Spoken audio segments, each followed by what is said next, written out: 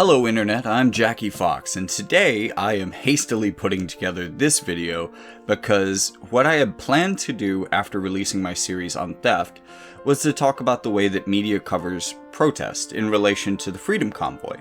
And I have two videos that are pretty much done to that effect. And I'll probably end up releasing them at the same time that I release this video. So if you are curious about an in-depth take on that particular topic, check those out. But while I was editing that video, Russia invaded Ukraine. And this is one of those moments that really changes the way you look at the world, and even the way we look at language. It takes incredible bravery to go out here and be publicly against this invasion. But here is a series of clips showing you Russian citizens doing just that.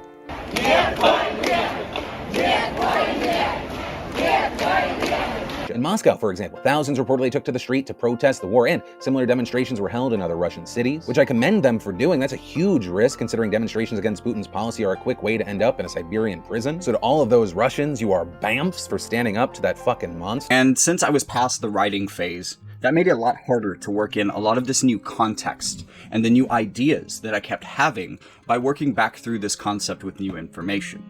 It seemed like a better idea to cover this from a much more obvious angle. But first, the TDLR version of my take on media and protest. There's one of two overall schemas that the media uses as a whole to combat protest. There's either the culture war model, when a topic can be politicized, and then there is the outright dismissal, when the protest would challenge capital and is not easily politicized.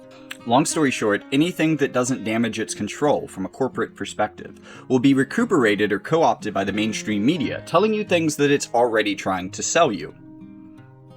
It's interesting how this happened, how one side will take an antagonistic role, and engaging something I call sniping. This is basically the Texas sharpshooter fallacy applied to protest, in which reporters will employ any number of tactics. One of my favorite being something known in late night comedy as the man on the street bit. Can you name any country on this map? Yeah. Africa? That's a continent. Oh, God. Can you name any countries in Africa? God, no. Who knows stuff like that? Can you name any country on this map? Yes. Africa. We're presumably right outside of the studio or in some famous location.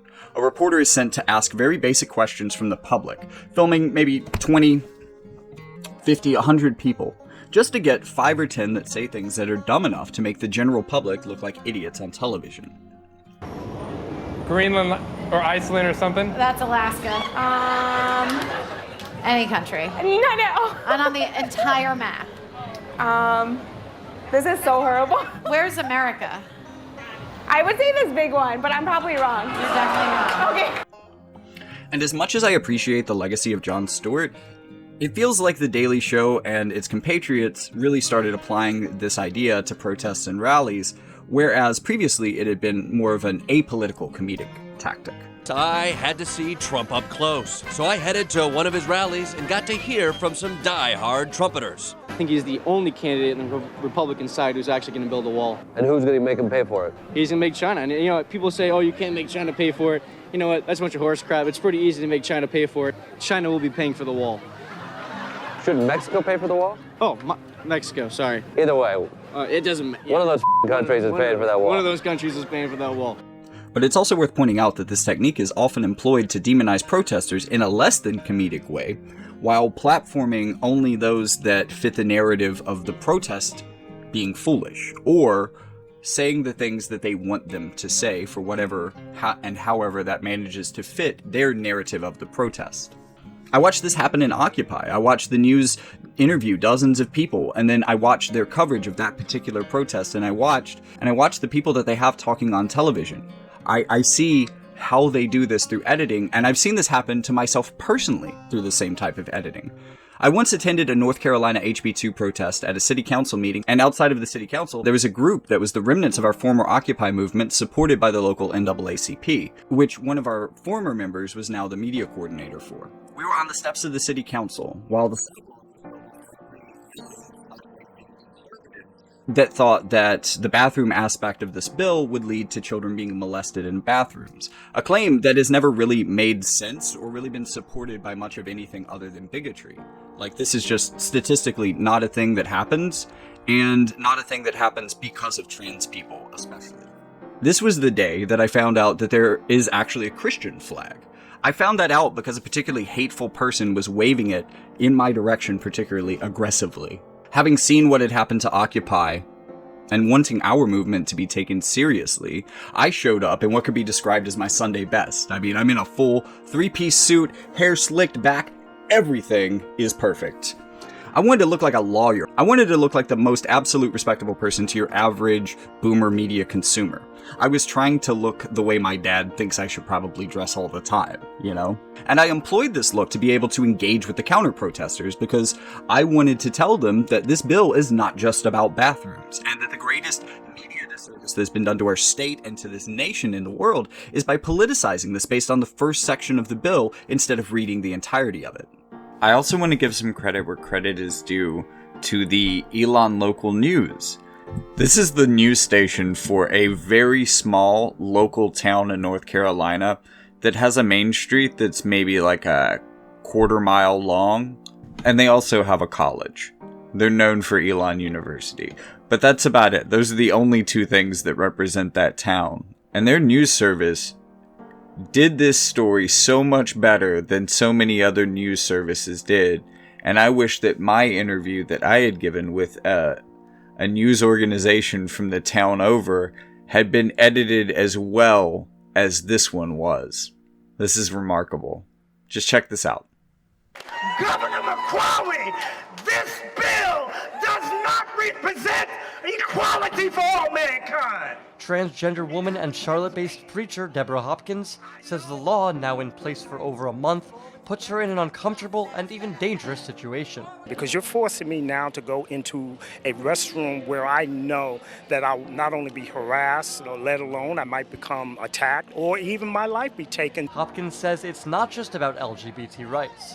The law also includes issues involving employment discrimination and minimum wage. We really need to advocate equality for all and pay attention to jobs, housing, decent wages for all mankind. Elon freshman Amy Belford joined thousands here in downtown Raleigh to protest House Bill 2. Everyone should have these basic human rights, and the government is taking it away from us, and we all need to stand together in solidarity to fight for human rights. Belford worked as a marshal for the NAACP, handling crowd control. Though organizers stressed the rally and sit-in was symbolic in nature, Belford says standing up for others' rights is worth risking some of her own. This is something I'm very passionate about because equality cannot be delayed. We need to fight for equality now, so I would be willing to get arrested. While Belford was not arrested, others were. Protesters young and old voicing their opinions on this controversial issue. In Raleigh, Gary Grumbach, Elon Local News. Now, when you start a conversation with the counter-protesters like this, their interest is piqued. What is in the rest of this bill I've never heard about? And that's when I tell them about the fact that Section 2 of the bill would remove workplace discrimination protections within the state. I say to the man holding the Christian flag, I say, "You're a proud Christian, right? Yeah? Okay.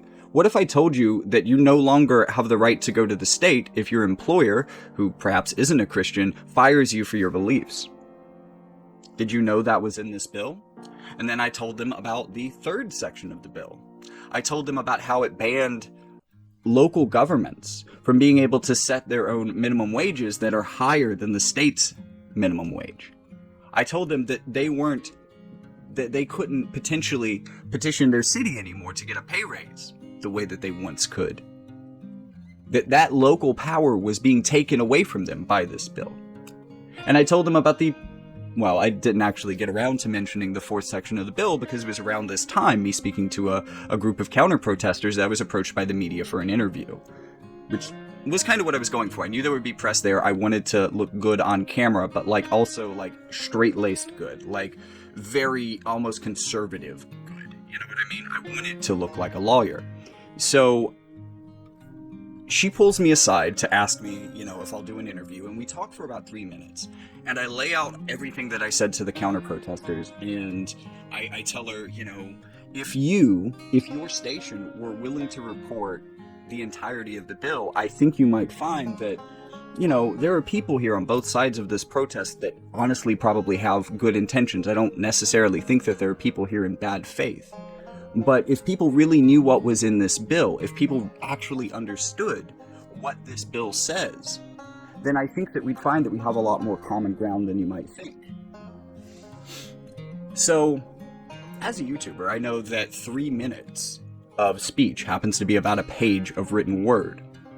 And they took this transcript, this whole page of text, and guess what they edited me down to? I think there's good people on both sides of this protest, and if we really understood what the bill was about, we might find that we have more common ground than we think. That was literally the whole quote. They even had to splice parts of it to make it work right. Of course, it was happening in a newspaper, and, maybe I did say that line verbatim, word for word. That's not how I remember saying it, but regardless, they cut out the purpose of the message for one concluding line that supported the, people in this county aren't evil. There's good people on both sides. If we understood this bill, maybe we'd find that we have more common ground without actually telling, and this was my complaint the whole time, that the media isn't telling you. So I decided, I can be upset about that, but at that point I'd read most of the article. So I finished the article, and there is not one reference to anything else that this bill does. It is still being memeified as the bathroom bill. And the fourth section, by the way, glad you asked. The fourth section that I didn't get around to being able to mention to anyone is a non-severability clause. So here's my theory of how HB2 was designed. They took the one thing that they really wanted, they made that Section 3. At the time, Charlotte was planning to give in the fight for 15. I think they were planning to raise Charlotte's minimum wage to like $12 or $15 an hour, and our state level legislators heard about this and said, whoa. We need to write a bill so that Charlotte can't do that. We can't have people having a living wage. That idea is going to spread because, wouldn't you want to be paid more? Wouldn't you want essential workers to be paid more? This is a winning strategy if it ever gets passed. To get the Republicans to vote for it, they threw in Section 2, which is, the removal of workplace discrimination based on sex, gender, orientation, religious beliefs. I don't think age, maybe age. That whole list. And the one time in my whole life that I've heard someone mention this. Okay, I've heard someone mention this like twice other than myself, or whom I didn't tell.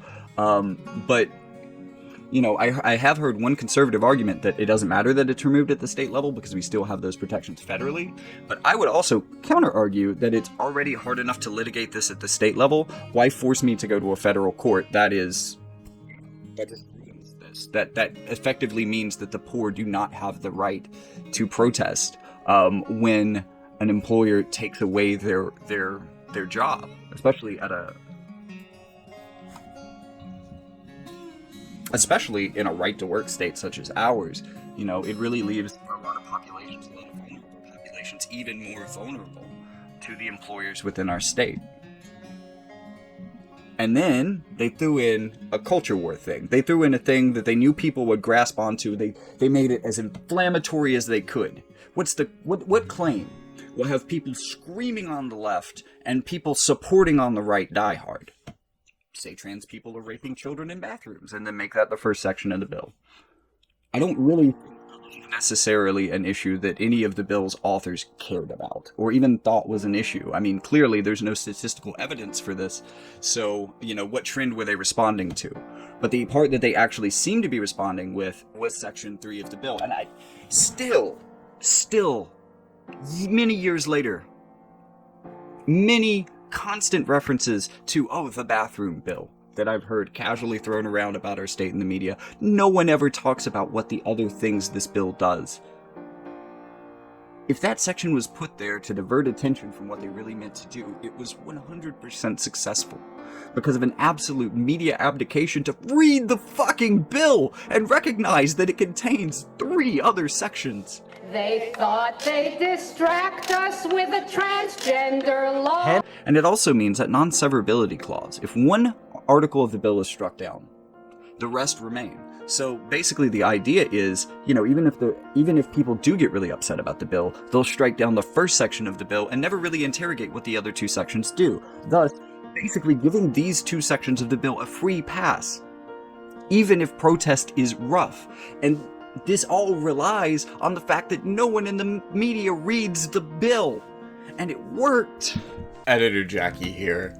So, funny story, I'm going back through HB2 now, and one thing that really impresses me is that this is an incredibly short bill that does a lot. And while I actually did name about one thing that each section does, they actually do even more than that. And to this effect, I actually have found one video posted 8 months ago, so at least in 2021, this was talked about, finally, by someone in the... Well, it feels weird to call them mainstream media, but like, mainstream comedic media, so to say, is mentioning one of these aspects of the bill that usually gets underreported.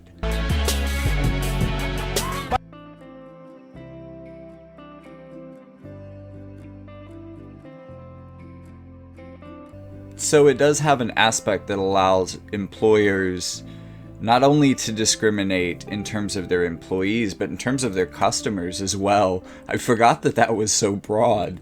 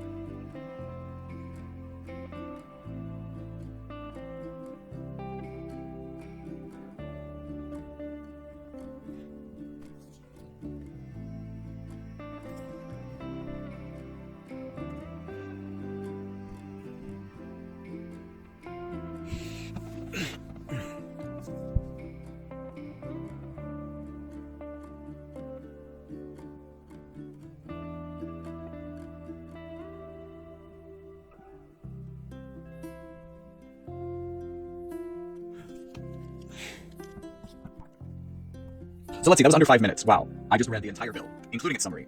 It does things that are so specific that I'm not even sure that I can accurately describe them, and I really wish someone would pick through this bill. Look, man. This is 1, 2, like 2.5 pages long, including the summary. You could at least read the summary. This is not particularly hard. I mean, you know, some of the legalese and some of this can be hard, but there's one part that's particularly like aggravating for me, because at the same time as, let's see, section 1 does the whole bathroom bill thing that we were talking about before. When you get down to section 3.3, it establishes a new article, equal access to public accommodations, declaring the public policy of the state to protect and safeguard the right and opportunities of all individuals to enjoy fully and equally places of public accommodation without discriminations on the basis of race, religion, color, national origin, or biological sex. An exception allows the provision of multiple or single occupancy bathrooms and changing rooms based on biological sex. So it's like, look, we're gonna expand your rights a little bit, while also still, like, how do you? The hypocrisy is right there. It is literally written into the bill and I just read the bill to you. That was the whole. But I do have to say thank you, Trevor Noah, for finally covering a part of this bill that does not involve bathrooms, but what employers can do to their employees and their customers as well, legally within the state. I do appreciate that. It's just a little bit sad that it's you doing this and not the actual news media.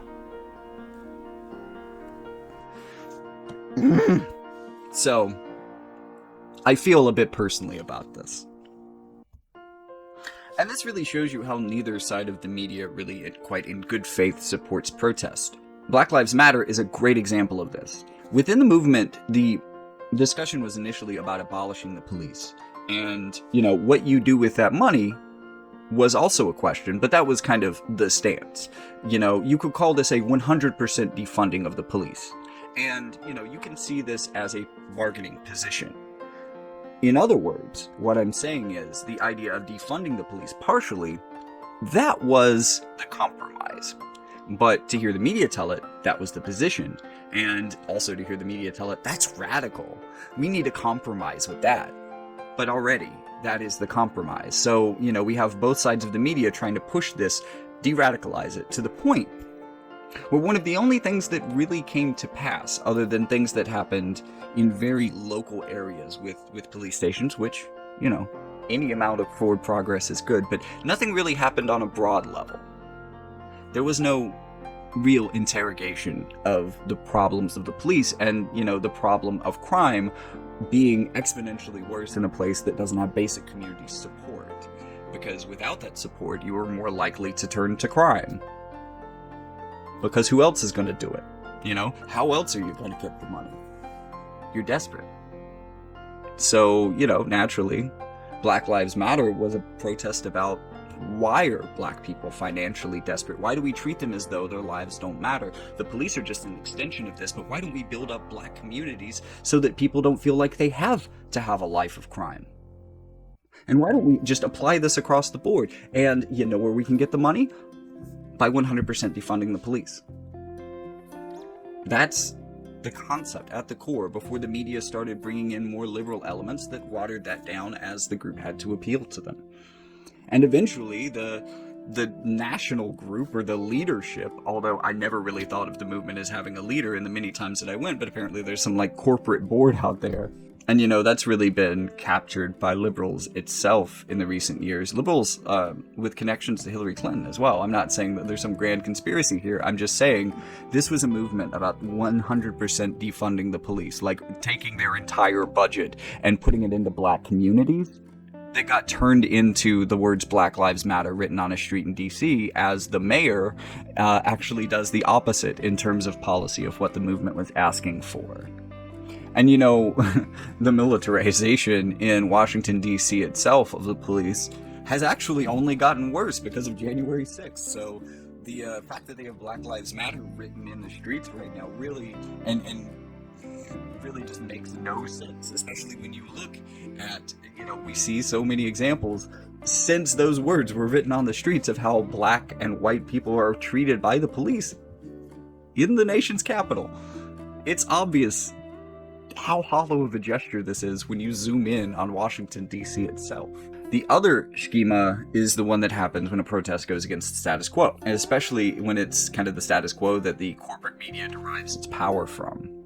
A good example of that is Occupy Wall Street, and I've talked enough about that movement on this channel. You'll probably understand why. Even though media coverage often uses the man on the street technique to make protesters look disorganized and confused, which followed up their rhetoric about how this was a movement without a leader, instead of referring to it as what it was, a decentralized movement in which everyone who showed up was in part equally the leader. If you really want a good study of a protest movement that incorporated democratic processes into the very core by way of anarchist practices, look at Occupy and look at the way that they organized their general assemblies. But the media didn't ever really talk about this. When they talked about this occupation of Wall Street, they didn't focus on the very real crimes that those on Wall Street had gotten away with in the preceding years after threatening to crash the world economy and forcing our governments to bail them out, while driving the country and most of the world into recessions, if not outright economic crashes, while we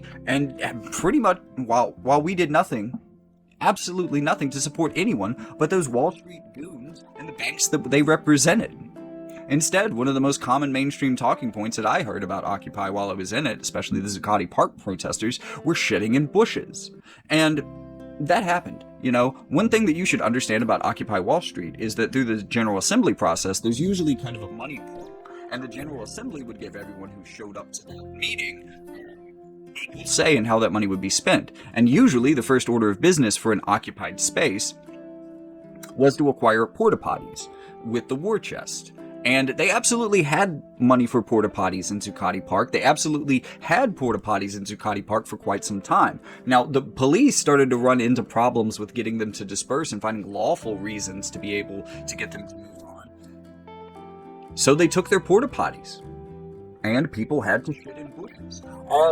The Daily Show came so very close to pointing out in their own man-on-the-street coverage of Occupy Wall Street, LB has to go to the bathroom, and he is going to buy something in your establishment so that he can justify using your washroom like a regular customer. So, look at all I actually don't nice... have any money.